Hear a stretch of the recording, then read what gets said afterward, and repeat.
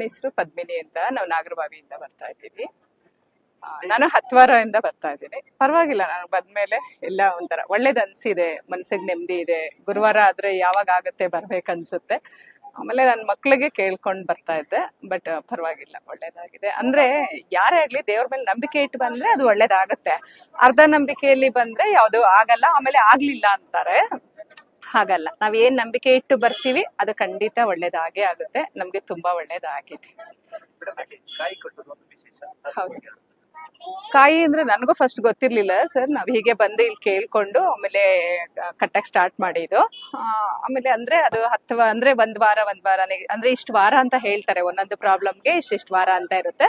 ಆಮೇಲೆ ದೀಪ ಇರುತ್ತೆ. ಅದನ್ನ ಅವ್ರು ಹೇಳಿದ ಪ್ರಕಾರ ಬಂದು ಮಾಡ್ಬಿಟ್ಟು ಇಲ್ಲಿ ತೆಂಗಿನಕಾಯಿ ಕಟ್ಟಿ ಆಮೇಲೆ ಹೋಗಿ ಲಾಸ್ಟ್ಗೆ ಏನ್ ಮಾಡ್ಬೇಕಂತ ಅವ್ರನ್ನ ಕೇಳ್ಬೇಕು. ನನಗೂ 21 ವಾರ ಹೇಳಿದ್ದಾರೆ. ನಾನಿದು 10ನೇ ವಾರ ಬಂದಿದ್ದೀನಿ. 10ನೇ ವಾರದಲ್ಲಿ ನೀವು ಅನ್ಕೊಂಡಿದ್ದು ಆಗಿದೆ ಮೇಡಮ್? ಆಗಿದೆ ಸರ್. ಮಕ್ಕಳಲ್ಲಿ ಎಷ್ಟೋ ಬದಲಾವಣೆ ಆಗಿದೆ. ನಾನು ಕೇಳ್ಕೊಂಡಿರೋದು ಮಕ್ಕಳಿಗೆ.